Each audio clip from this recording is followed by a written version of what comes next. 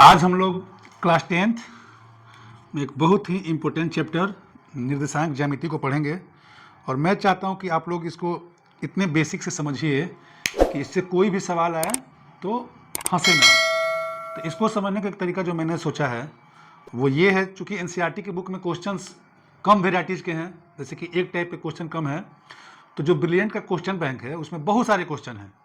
तो मैं चाहता हूं कि इस चैप्टर को हम लोग उस हिसाब से पढ़ें कि सब कुछ कवर हो जाए और आप एग्जाम में अधिक से अधिक नंबर ला पाएँ। तो जो 7.1 निर्देशांक ज्यामिति है वो ब्रिलियंट के बुक में पेज नंबर 63 पे है। ये जो बुक आपके पास है उसमें 63 पे है और इसमें जो भूमिका है उसमें क्वेश्चन है 53 और उसमें कैसे कैसे क्वेश्चन आते हैं मैं उस पर बात करूँगा और मैं प्रयास करूँगा कि आपको कंसेप्ट भी समझा दूँ कि जिससे उससे संबंधित जितने भी सवाल आएंगे तो आप इसको बना लेंगे। तो निर्देशांक ज्यामिति शुरू होता है ऐसे, आप एक नंबर लाइन पे ये x है, ये x डैश है और ये y है, ये y डैश है, मतलब ये x एक्सिस है। इसको क्या बोलते हैं? x एक्सिस, यानी कि x अक्ष बोलते हैं और इसको बोलते हैं y अक्ष। क्या बोलते हैं? y अक्ष। अब कोई भी बिंदु दिया रहेगा उसको हम लोग इसी पे दर्शाते हैं कि कौन सा बिंदु किस अक्षांश में पड़ेगा, कहाँ उसकी स्थिति होगी। तो देखते हैं यहाँ पे, ये आप देख रहे होंगे ध्यान से कि ये 1 है, ये 2 है, ये 3 है, ये 4 है। इससे पहले इस पे आए तो मैं आपको एक 2 नाम से चाहता हूँ कराना आपको अवगत। वो पहला है भुज और दूसरा है कोटि। ये हम लोग पढ़ रहे हैं कि कॉन्सेप्ट भी हमारा क्लियर हो जाएगा और एग्जाम में भी अधिक से अधिक नंबर हम लोग पा लेंगे। तो भुज कोटि किसे कहते हैं? कोई भी बिंदु दिया रहेगा और उसके बारे में आपको बताना है कि उसका भुज क्या होगा और उसकी कोटि क्या होगी। तो जो x अक्ष पे आएगा वो भुज कहलाएगा और जो y अक्ष पे आएगा वो कोटि कहलाएगी। ठीक, तो जितने बिंदु x अक्ष पे आएंगे वो सारे भुज होंगे, या तो होंगे पॉजिटिव और या तो होंगे निगेटिव। जब आप, ये है मूल बिंदु, ये क्या है? मूल बिंदु है, ओरिजिन है। तो जब आप यहां से इधर जाएंगे तो ये सारे मान धनात्मक होंगे, पॉजिटिव होंगे। जब आप इधर आएंगे तो ऋणात्मक होंगे। तो इस अक्ष पे जितने भी मान आएंगे वो सब क्या कहलाएंगे? भुज कहलाएंगे। क्या कहलाएंगे? भुज। और ये y अक्ष है, इस पर जब आप ऊपर जाएंगे तो सारे धनात्मक होंगे, पॉजिटिव होंगे और नीचे में निगेटिव होंगे। मूल बिंदु का निर्देशांक होता है 0 और 0, मतलब यहाँ पे सब कुछ 0 होता है। अगर कोई बिंदु है 1,2, इसको दर्शाना है ये कहाँ पे आएगा, तो ये 0 के बाद ये एक जो है पहला है वो x अक्ष को दर्शाता है और जो दूसरा है वो y अक्ष को दर्शाता है। तो ये जो x अक्ष है उसी का नाम भुज है। क्या नाम है? भुज। और ये दो जो y अक्ष है उसी के नाम कोटि है। इंग्लिश में कहते हैं एब्सिसा और ऑर्डिनेट। तो भुज और कोटि पे सवाल आते हैं, डायरेक्ट सवाल आएगा और पूछेगा कि इसमें भुज कौन है और इसमें कोटि कौन है। जैसे आप ये बताइए, बिंदु 2 और 3 में भुज क्या है और कोटि क्या है? तो जो पहला है वो भुज है, जो बाद वाला वो क्या है? कोटि है।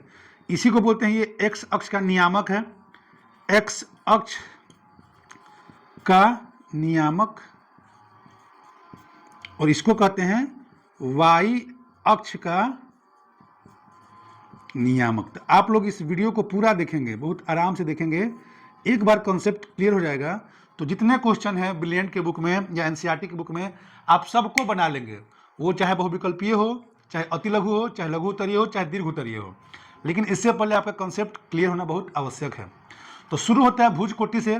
कोई बिंदु आ गया, कोई भी बिंदु x y z, आप कोई बिंदु बोलिए। जैसे आपने बोला -3 और 5, तो जो पहला है वो क्या है? भुज है और जो बाद वाला है वो क्या है? कोटि है। तो ऐसे बहुत से सवाल हैं जो आपके बुक में दिए गए हैं जिसमें सिर्फ और सिर्फ भुज और कोटि ही पूछा है। तो मैं क्वेश्चन नंबर के साथ स्क्रीन पे आपको दिख रहा होगा कि कौन कौन से क्वेश्चन इससे संबंधित है, कि कौन सा भुज होगा और कौन सी कोटि होगी। आपको बुक खोलना है और उन सभी सवाल को बना लेना है। एक बात आप ध्यान रखेंगे, यदि लिखा है 3 और 2, इसमें पहला जो है वो भुज है और जो बाद वाला वो क्या है? कोटि है। यदि लिखा है PQ तो ये भुज है और ये कोटि है, यानी ये x अक्ष को दर्शाता है और ये y अक्ष को दर्शाता है। भुज हमेशा x अक्ष को दर्शाएगा और कोटि हमेशा वाई अक्ष को। तो भुज और कोटि से संबंधित सारे सवाल इसी कॉन्सेप्ट पे बन जाएंगे। अब जो अगला कॉन्सेप्ट है वो ये है कि किस चतुर्थांश में कोई बिंदु स्थित है। जैसे मैंने बोला कि बिंदु है 2,5, ये किस चतुर्थांश में है। तो 2 ये भुज है यानी x अक्ष पे है, और ये 5 क्या है, कोटि है यानी y अक्ष पे है।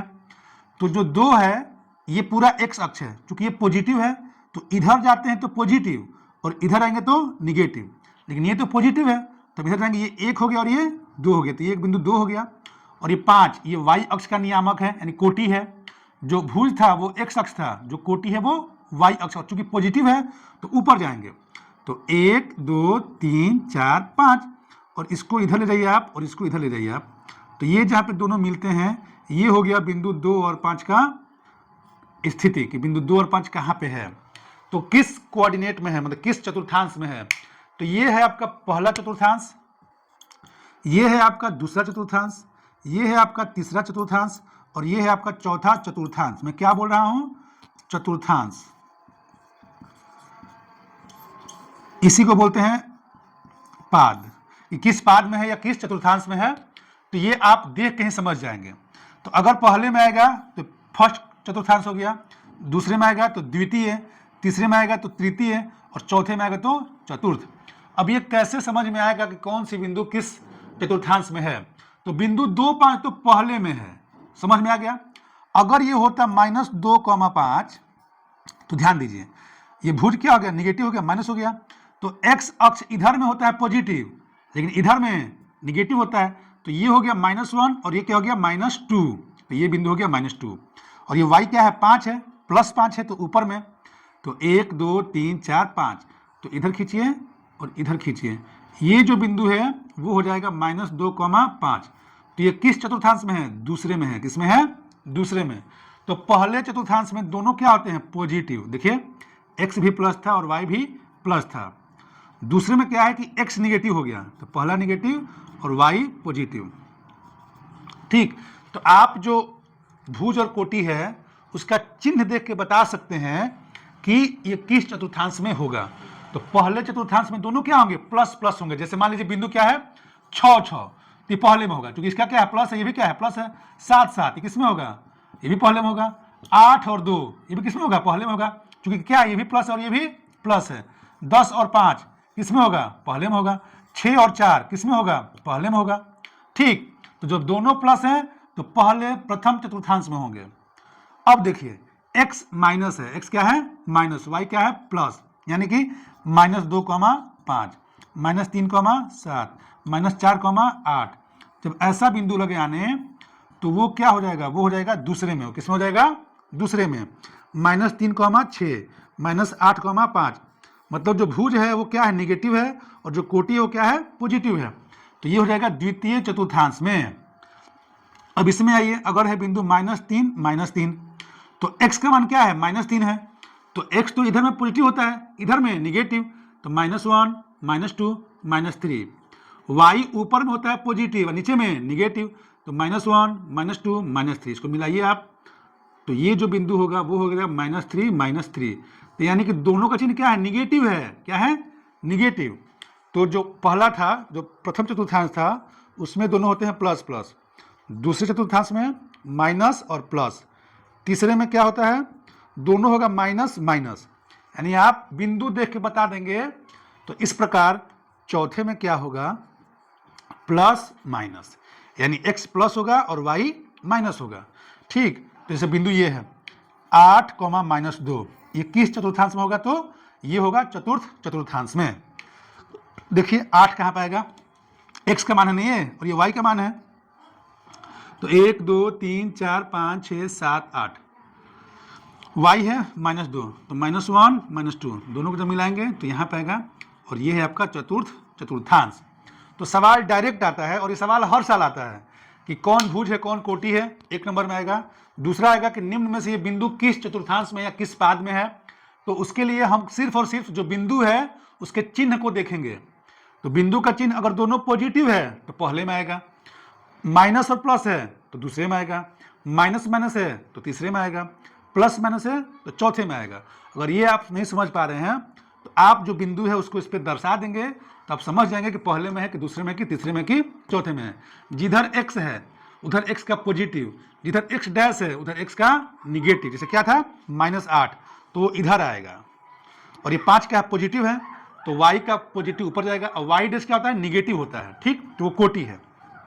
तो इन बातों को आप ध्यान में रखेंगे तो मैं 7.1 में जो सवाल इससे संबंधित है कि किस चतुर्थांश में किस पाद में है वो आपके स्क्रीन पे दिख रहा होगा, आप उस सभी सवालों को बना लेंगे एक बार और आप देखेंगे कि सबका आंसर आप सही सही दे पा रहे हैं। तो 2 टॉपिक क्लियर हो गया, एक भुज और कोटि वाला और एक किस चतुर्थांश में है। तो मिलते हैं हम लोग अगले वीडियो में, तब तक के लिए गुड नाइट।